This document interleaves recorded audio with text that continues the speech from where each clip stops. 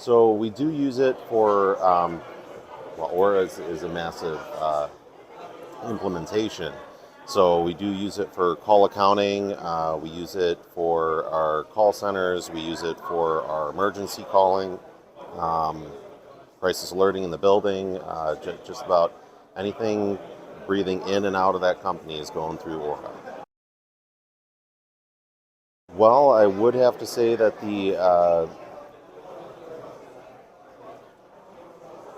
let's go with the call center setup.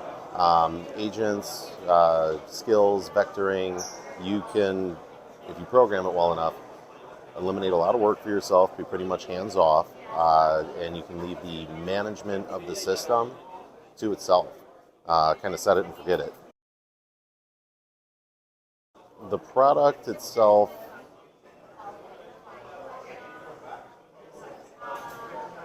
not many areas. So we're talking about a product that's been in service for a long time. If we're improving on anything, it's always going to be the newest stuff that they're rolling out.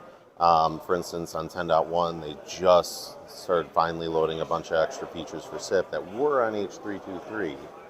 So we're still actually an H323 company ourselves. For the most part, we have about 500 or so SIP handsets. We don't want to migrate everything yet because I'd said this before, our agent infrastructure for our call centers is so vital to the business. We're terrified to change it and lose any features. So maybe with this rollout of 10.1 that we're scheduled to do in a couple of months or so, maybe we'll go full SIP at that point. Uh, 10, yeah, 10, undoubtedly. Sure. It is well suited for call centers. That's exactly why we keep it around. There's a dirty word called Cisco out there. Many of the people in our department have worked with Cisco product, and honestly, the Avaya setup is much more geared towards what we do as a company and our call flows. It's done very well. There's a reason why we want to stick with it. We are a little hesitant to gear away from any of the current Aura setup with agents and queues and vectors and start going towards any of the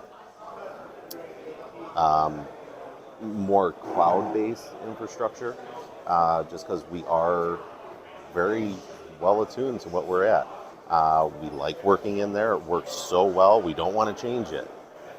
So that's kind of the good and the bad of their product right now is it works exactly the way we need it to, and we don't want to upgrade anything.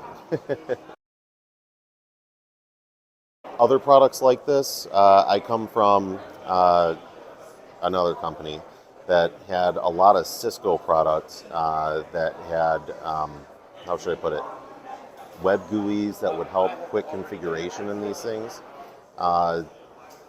Could be the limitation of that web GUI, but comparably, the Avaya setup is much more in depth and much more call control.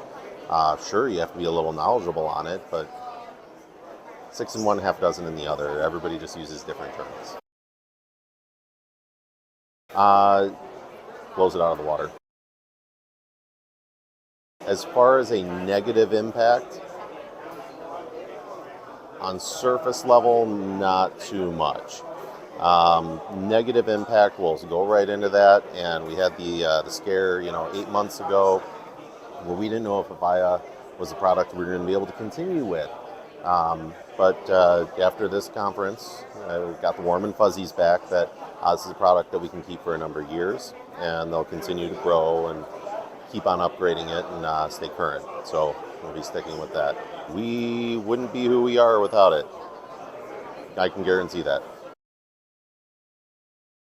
I don't pay the bills, so sure, why not? Uh, yes. I haven't really dug too much into the new SIP features now that we're upgrading to 10.1. I may get back to you on that, but I'm happy with what H323 was capable of. It was overkill. They give you a ton of tools. We use a very, very small amount of those in our environment, but they work well. Absolutely. We're pretty good at what we do. So of course it did. Yeah, we just did. We're redoing everything.